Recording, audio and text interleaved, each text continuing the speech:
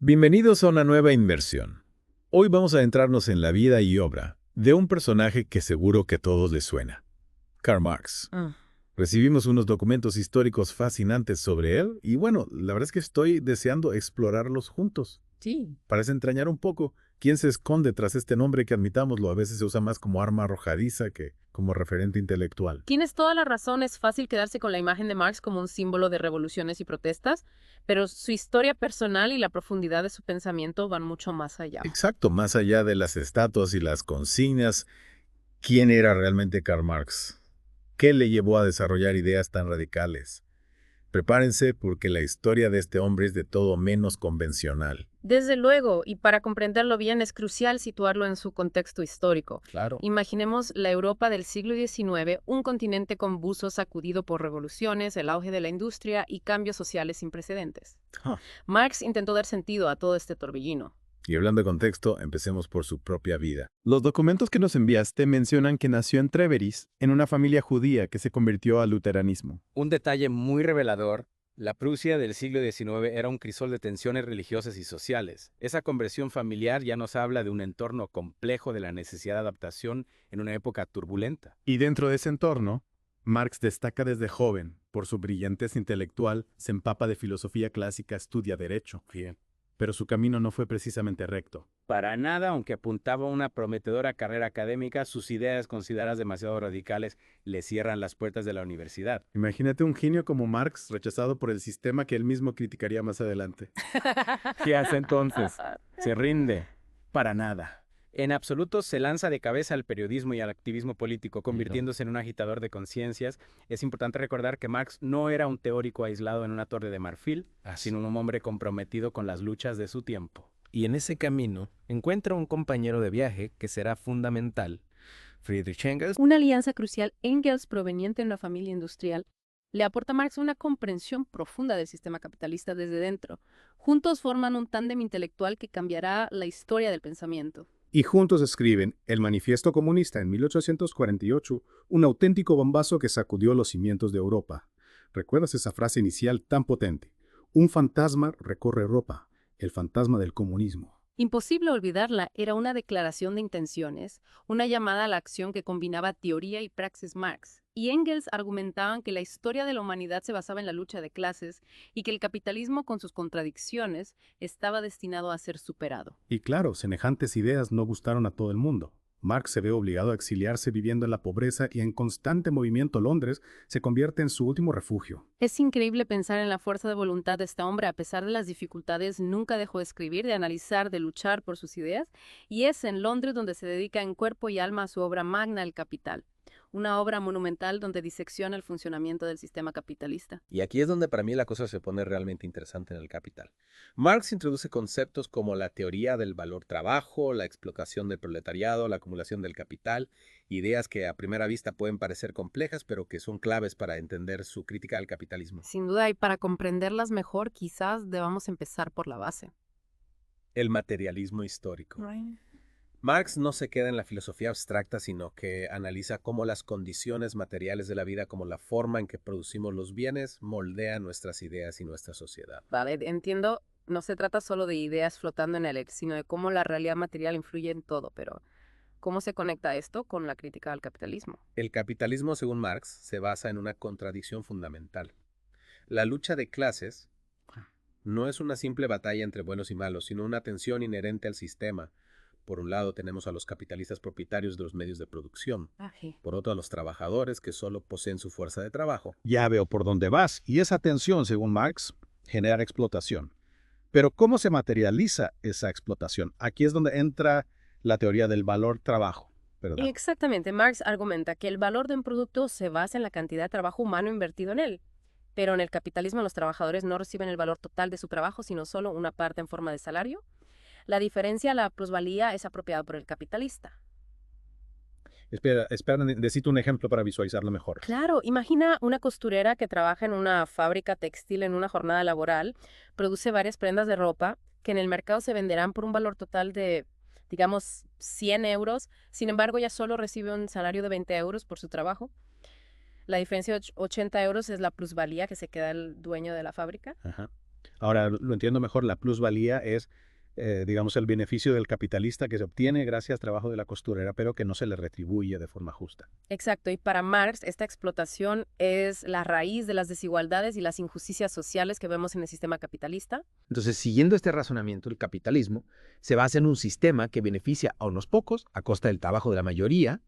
Y aquí es donde entra el concepto de acumulación del capital, ¿no? Precisamente la acumulación del capital no es simplemente el hecho de que algunos individuos se hagan ricos, sino un proceso inherente al sistema capitalista. Es una dinámica implacable que busca constantemente aumentar el capital, expandirse, generar más y más beneficios. ¿Y cómo se traduce esto en la práctica? Piensa en la globalización, en la búsqueda incesante de nuevos mercados, en la explotación de recursos naturales en países con mano de obra barata. Todo esto para Marx son consecuencias de la lógica implacable de la acumulación del capital. Es como una máquina que necesita seguir funcionando, creciendo, sin importar las consecuencias. Esta es la crítica central de Marx. Ya. El capitalismo en su afán de acumulación genera desigualdad, explotación y crisis recurrentes. Y lo que es peor, este sistema en su lógica interna tiende a perpetuar y agravar estas problemáticas.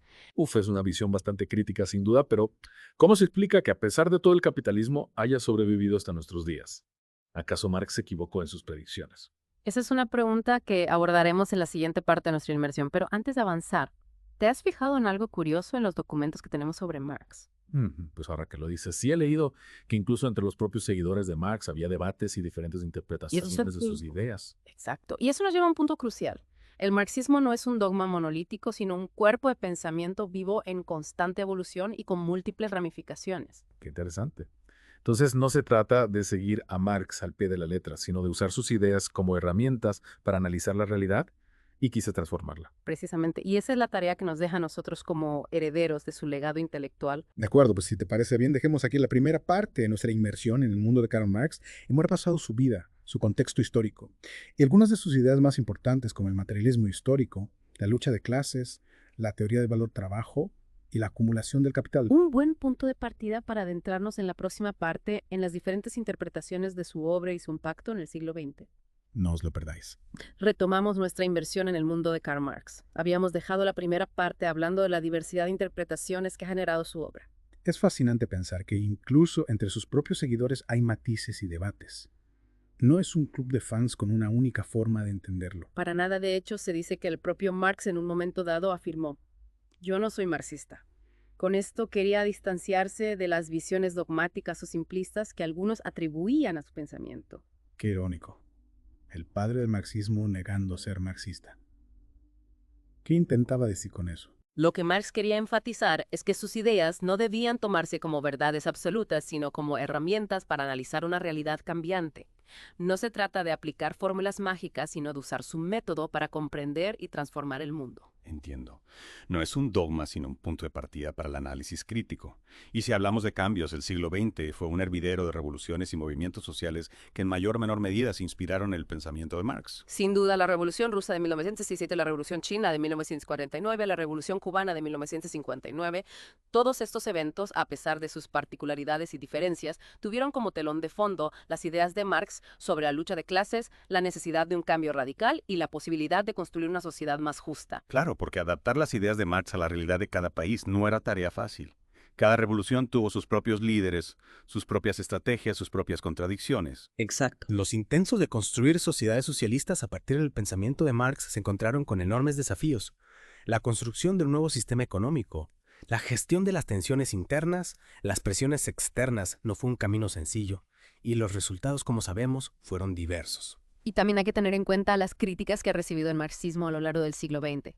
Desde la derecha se le acusaba de ser una ideología totalitaria que conduce a la pérdida de libertades individuales. Y desde la izquierda algunos sectores criticaban la concentración de poder en el Estado o la falta de atención a otras formas de opresión, como el género o la raza. Las críticas son parte del debate y son necesarias para cualquier teoría que aspire a transformar la realidad. El marxismo no es una excepción. Es importante analizar las experiencias históricas, tanto los aciertos como los errores, para extraer lecciones y seguir avanzando en la búsqueda de un mundo mejor. Entonces, ¿cómo podemos evaluar el legado de Marx en el siglo XXI? Sus ideas siguen siendo relevantes para comprender los desafíos del mundo actual. Esa es la pregunta al millón. Vivimos en un mundo globalizado, interconectado, donde las dinámicas del capitalismo son más complejas que nunca. Las tecnologías digitales, la crisis climática, la creciente desigualdad son realidades que Marx no pudo prever. Parece que el mapa que nos dejó se ha quedado un poco desactualizado. En cierto modo sí. Pero eso no significa que su método de análisis, su crítica a la lógica del capital, su enfoque en las relaciones de poder hayan perdido vigencia. Al contrario, creo que siguen siendo herramientas útiles para comprender el mundo actual, aunque necesitemos actualizar el mapa, adaptarlo a las nuevas realidades. ¿Y qué dirías de la posibilidad de un resurgimiento del marxismo en el siglo XXI? ¿Es una utopía o una posibilidad real? Es difícil hacer predicciones, pero lo que sí podemos afirmar es que las ideas de Marx, reinterpretadas a la luz de los nuevos desafíos, pueden inspirar nuevas formas de resistencia, nuevas alternativas al capitalismo, que nos está llevando al abismo. De hecho, ya estamos viendo un creciente interés por el pensamiento de Marx entre las nuevas generaciones, especialmente a raíz de la crisis económica de 2008 y la creciente conciencia sobre la crisis climática. Entonces, ¿dirías que el marxismo, lejos de ser una ideología del pasado, puede ser una brújula para el futuro? Creo que sí. El marxismo nos invita a pensar críticamente, a cuestionar el orden establecido, a luchar por un mundo más justo y sostenible. Y eso es algo que nunca pasa de moda. De acuerdo. Hemos viajado desde la Prusia del siglo XIX hasta el mundo globalizado del siglo XXI, explorando la vida y obra de Karl Marx, sus ideas, sus contradicciones y su impacto en la historia. Pero el viaje no termina aquí. En la última parte de nuestra inmersión, nos adentraremos en las alternativas que se han propuesto para superar las contradicciones del capitalismo. Desde los movimientos sociales que luchan por un cambio radical, hasta las propuestas políticas que buscan construir una sociedad más justa e igualitaria, exploraremos las diversas formas en que el legado de Marx sigue vivo en el siglo XXI. No te lo pierdas. Y llegamos ya a la última parte de nuestra inmersión en el mundo de Karl Marx. En las partes anteriores desgranamos su vida, sus ideas principales y el impacto que ha tenido su pensamiento. Pero queda una pregunta clave en el aire. ¿Qué alternativas existen al sistema que Marx criticó con tanta vehemencia? Esa es la pregunta del millón, ¿verdad?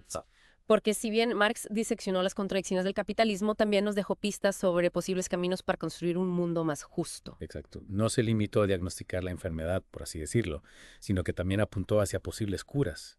Y esas curas, como hemos visto a lo largo de la historia, no se reducen a una única fórmula mágica. Para nada. El siglo XX y lo que llevamos del XXI han sido un laboratorio de ideas y experimentos sociales inspirados de una forma u otra en el pensamiento de Marx. Empecemos por los movimientos sociales que han sido y siguen siendo un motor de cambio, desde los sindicatos que defienden los derechos de los trabajadores, Sí. hasta los movimientos ecologistas que luchan por la sostenibilidad del planeta, pasando por el feminismo, el antirracismo, los movimientos LGTBI.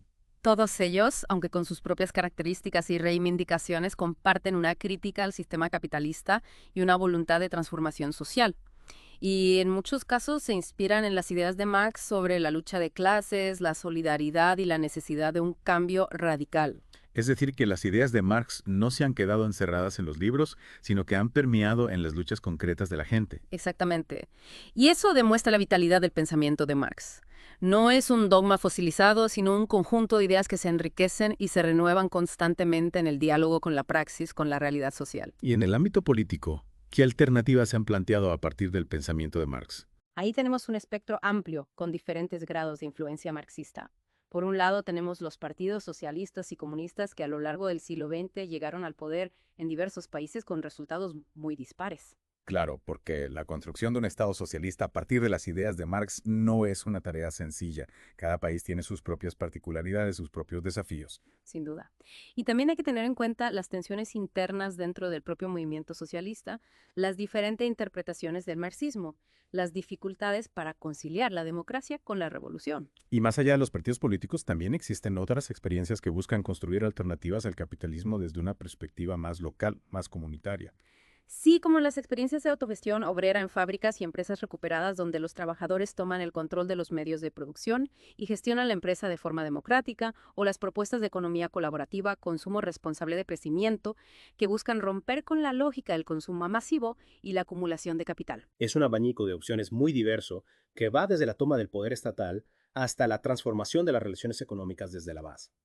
¿Qué tienen en común todas estas propuestas? Diría que todas ellas, en mayor o menor medida, buscan poner límites al poder del capital, democratizar la economía y la sociedad y garantizar una vida digna para todas las personas en armonía con el planeta. Es decir, construir un mundo donde la lógica del beneficio económico no esté por encima de las necesidades humanas y la sostenibilidad del planeta. Exactamente. Y en este sentido, las ideas de Marx, su crítica al capitalismo y su visión de una sociedad más justa e igualitaria, siguen siendo una fuente de inspiración y un punto de referencia fundamental. Claro, porque al final lo que importa no es tanto la etiqueta marxista, sino la voluntad de transformar la realidad, de construir un mundo mejor. Así es.